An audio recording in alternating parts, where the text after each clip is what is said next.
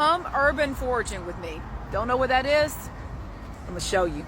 Urban foraging is the art of finding random fruits and vegetables that are kind of growing in the city, growing in the wild, and picking them for your own personal consumption. Two things. One, you gotta know what you're doing. You gotta make sure it's a edible fruit or vegetable that you're picking. And two, you gotta make sure that you're not picking on somebody's personal property. Okay, I found this mulberry tree. Let me show you the mulberries. Look how pretty those are.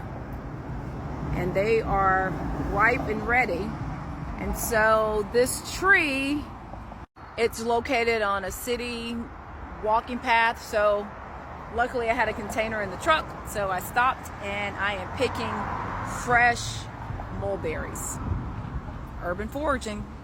Don't knock it till you try it.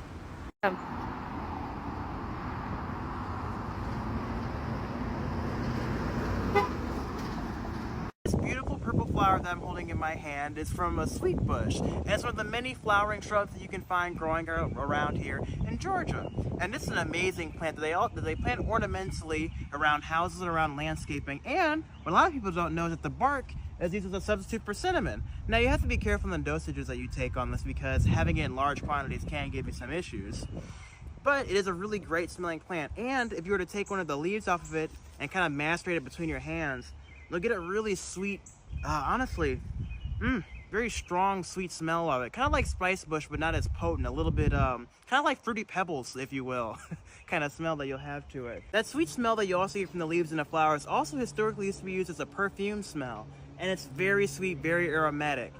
And it's a very cool tree. And there's so many great aromatic shrubs that I've been finding all around Georgia. If we were entering a recession, every penny counts, so let's make honey out of lawn weeds. Every part of a dandelion is edible, from the flowers to the leaves, even the root. To make honey, I start by pulling the flowers off of the dandelions, 1 for me, 3 for the bees. Do not take a whole area, they're really helpful for pollinators this time of year. I recommend doing this in a spot that you know hasn't been sprayed with chemicals. I rinse off and clean the flowers, and then add them to a pot, cover with water, and add slices of lemon on top. I bring it to a boil, and then let it simmer for about an hour, and then let it steep for several hours. This is basically a dandelion tea. I strain out the flowers and compost them, and then add the tea to a pot with equal parts sugar. I let it simmer for about a half hour. It'll start to thicken, and then I pour it into a jar and let it sit for a few hours, and it thickens up just like honey. I think this tastes exactly like wildflower honey. It was basically free and really easy to make. Just a small note, the National Center for Home Food Preservation recommends against canning it due to potential safety concerns. You used to be able to, but it's no longer considered safe canning recipe. Let me know if you want to see more recession recipes. Be sure to follow along and we'll get through this together. When most people hear the term foraging, they think about writing bad checks, fraud. Where is the money, soldier? But when I use the term foraging, I mean foraging for survival. I live in a literal food forest, okay? I have 87 acres of literal fruits, nuts, everything growing around me. Foraging means finding and collecting wild foods from nature. Fruits, berries, vegetables, nuts. Not going to the grocery store. It's you, your instincts, and the earth serving up dinner. I mean, that's how our ancestors ate before the grocery store. With the mullein and pine top, that's what you call good medicine. Make a tea with the mullein and pine top.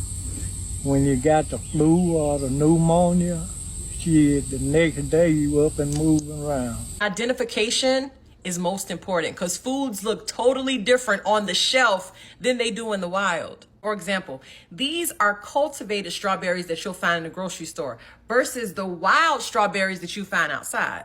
It's important for you to be able to identify the fruit, the flower, and the plant. This is what a wild strawberry looks like when it's growing. And this is so important because if you eat the wrong plant, it can off you. Eating the wrong mushroom can be fatal. The case of the morel mushrooms, we have a true morel mushroom and the false morel mushroom. With the true morel mushroom, it has a honeycomb cap, and when you cut it open, it's hollow on the inside. Now, the false morel mushroom is wrinkled, brain-like, and it has chambers on the inside. But if you eat the false morel mushroom, it contains a chemical that can cause seizures or death. And in 2008, it was this lady foraging in California on a camping trip with her family. And she was like, oh, let me pick these cute little mushrooms. But she picked this cute little mushroom, which is actually a death cap mushroom. And one bite, baby, you will meet your maker and go straight to glory.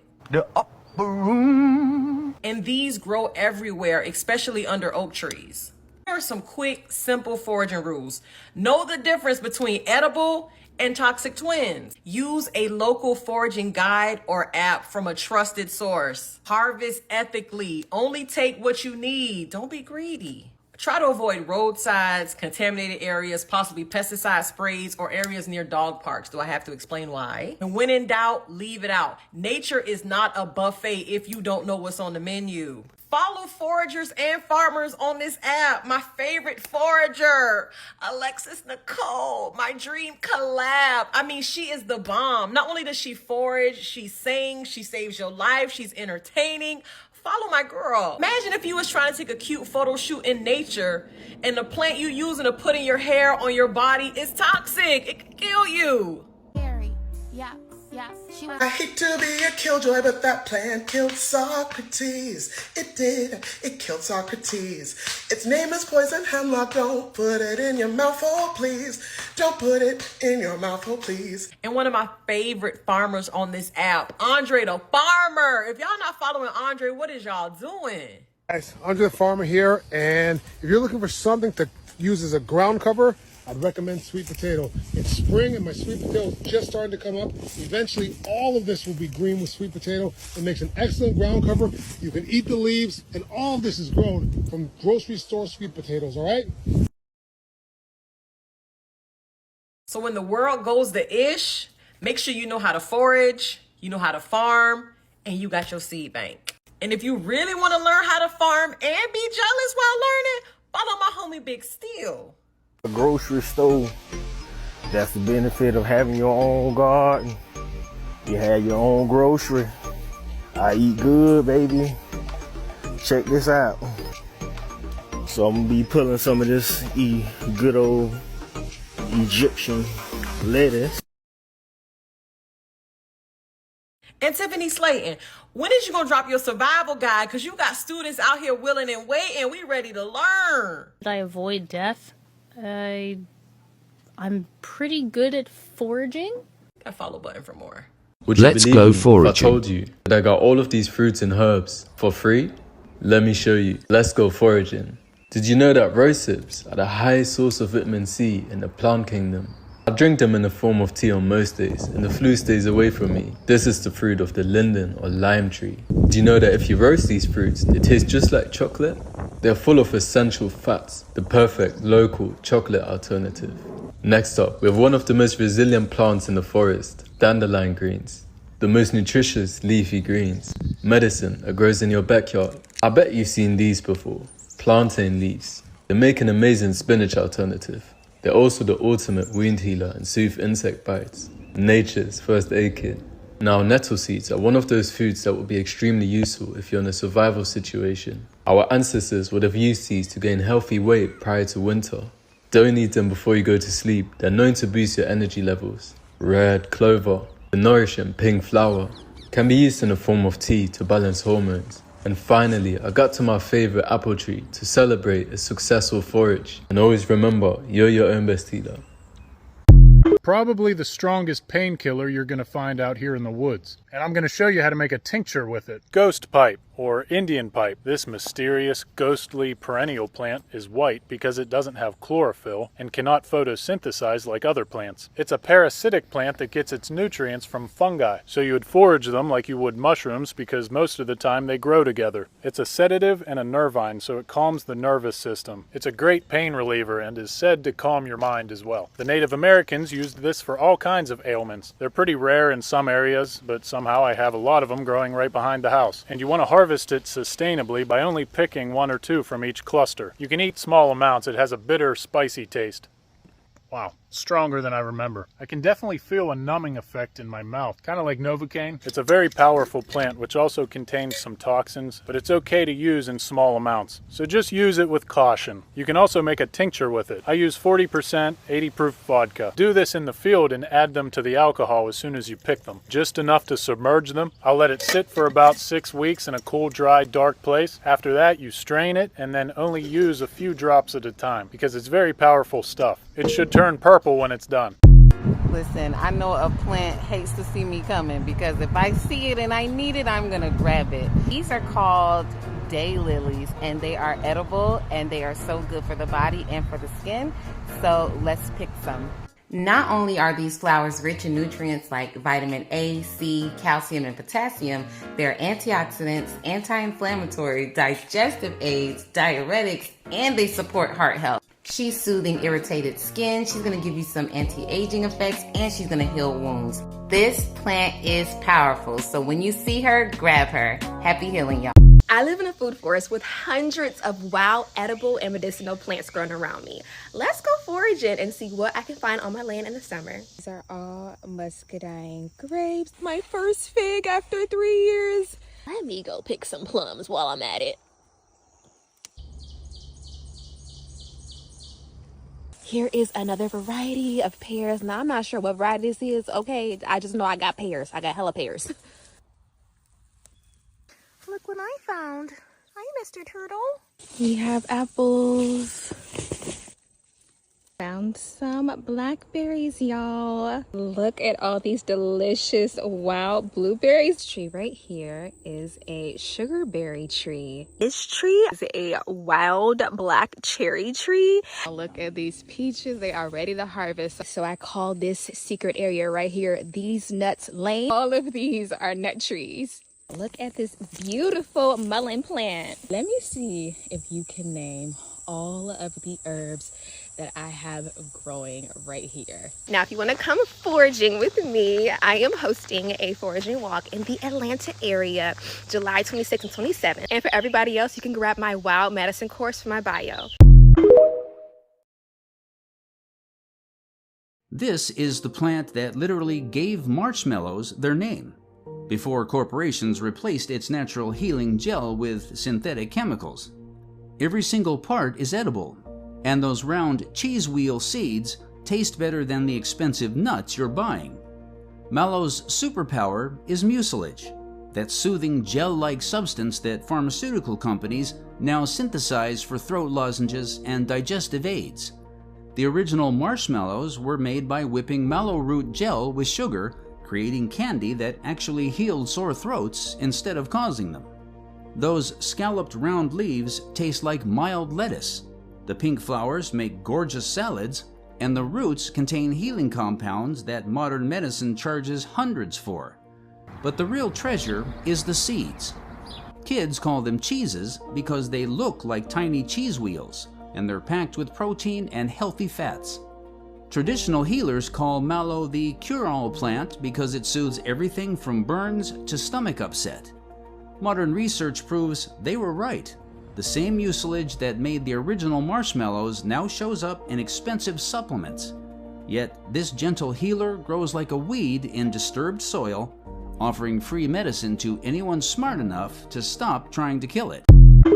You're not still buying bag salads in spring, are you? Hi friends, did you know that bag salads are one of the leading causes of listeria? It's literally because of handling and contamination with animals.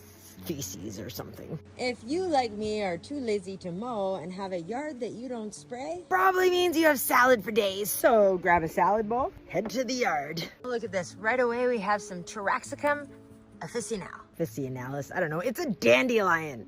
This looks like some Stellaria media, better known as common chickweed and completely edible. But it's easy to tell that it's chickweed because it is. That's what it looks like. Oh, hello, Plantago. This is common plantain, also known as white man's footprint. Also, a great addition to a salad. This right here is known as sweet mountain Sicily. This is revered by indigenous people for its sweet roots. It also tastes kind of like celery or something delicious. This is one of my favorite ones. There's There's a bunch of nettles here, but they're really stingy, so I'm not gonna eat those raw. Right here beside the plantain, this is called self-heal. Its sciencey name is Prunella vulgaris. It is a delicious herb that is edible and medicinal and going in the salad. What about buttercups? Yeah, no, buttercups, they're poisonous, but you can rub them on your chin and see if you like butter. Do I like butter? It looks like sweet mountain Sicily, but it's not. See that purple flower? That's Stinky Bob. We're gonna leave him right there. This is enough for me to make a salad, but remember, do your research, know your stuff, and it probably won't kill you. Get out there and know your herbs and don't get listeria from a bagged salad. Love you guys. Peace. Free salad. Free of the grocery store. I'm free of listeria. Not free of hair.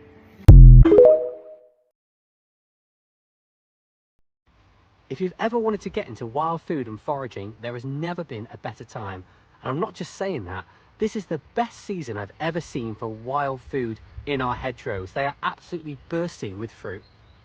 Just take a look at all the good stuff that I found on just a short walk. It's insane. These hawthorn berries will make a fantastic ketchup. Just look at the colour of these sloes. Stunning.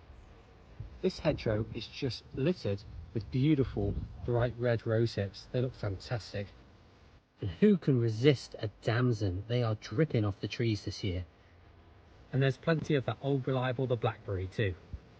So as you can see, September is a fantastic time to get out there and start stocking up your larder with all the wild food treats that are in our hedgerows, just there for the taking.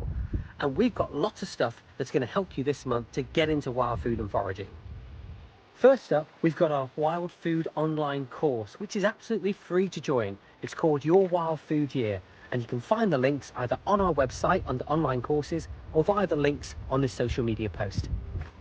Secondly, we're going to be putting up videos on all our socials, all to do with the wild food that you can find out here in the hedgerow at this time of year. Not these though, these are teasel. You can't eat them. They do look pretty though. And lastly, we're doing a big giveaway this month. We're going to give away a free one-to-one face-to-face session of foraging, a guided foraging walk, totally free for you and your friends or family to come and join us on. So if you would like to win a place on that to be entered in the prize draw, just send an email to hey@woodlandclassroom.com with the subject, I want to win. We want to inspire as many of you as possible to just get out there and start trying wild food for yourself. Not only for the amazing flavours, but for the great health benefits these foods can give you. So look out for much more from us this month, all through September. I just found some yarrow. Does a really good job of keeping the bugs away. The leaves almost look like wild carrot. Crush it up, rub it all over your skin and your clothes. It also smells really good, so you have the added benefit of smelling nice. Skunk cabbage. Smells just like skunk when you break the leaves. And if you see this growing, you know it's about to get swampy. Poison ivy. Definitely don't want to touch that. Leaves of 3, let it be, but not always. This looks like poison ivy, but it's harmless. This is white ash. This is raspberry. It also has 3 leaves. This will have thorns on it. The berries aren't here yet, but the leaves make a good tea. And if you do accidentally touch poison ivy, here's the remedy.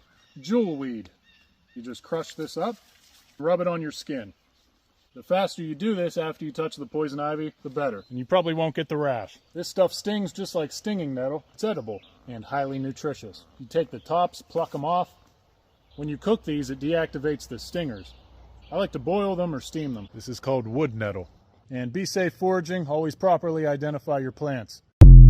Ever want to get into foraging but don't know where to start? Here are 3 things to know for foraging newbies. 1. What is foraging? Foraging is the act of gathering food, medicine, building materials, and more for free. While in today's society we've gotten used to grocery stores and online shopping, just remember Mother Nature has its own produce aisle as well.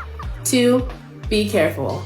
It's standard practice to try just a small amount rather than dive into a bowl full of what you've just found. If you're just starting out, avoid mushrooms, lily of the valley, and never forage for edible plants near busy roads because they can absorb lead and other heavy metals from toxic exhaust. 3. Health benefits. As a very healthy practice, foraging has become a way to connect with nature and enrich your diet. Not only is wild food richer in essential vitamins and minerals, but foraging provides much needed exercise. It's a combination of gardening and hiking. This spring, make sure you go out and touch some grass. You never know, you might want to eat some too. Happy hunting. I'm almost positive this right here is what's been keeping my family flu-free for the last few years. I'm about to go nighttime foraging here on my property, and you guys can come with me. So I'm out here in the woods, about to go foraging at night, and after the rain. I don't know why, I just love going foraging after the rain. I think it's because it brings like different colors, so it's easier for me to spot things and identify different wild edible plants.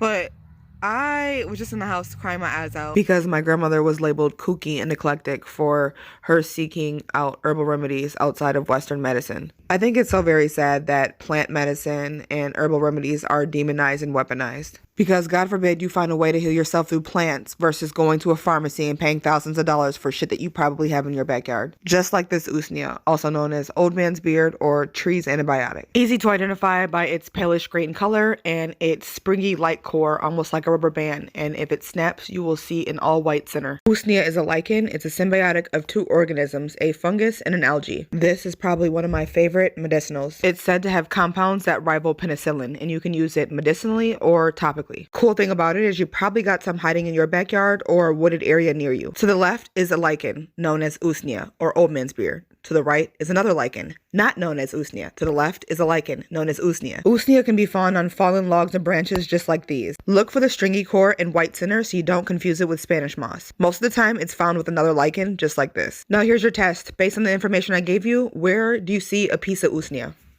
I'll give you a moment.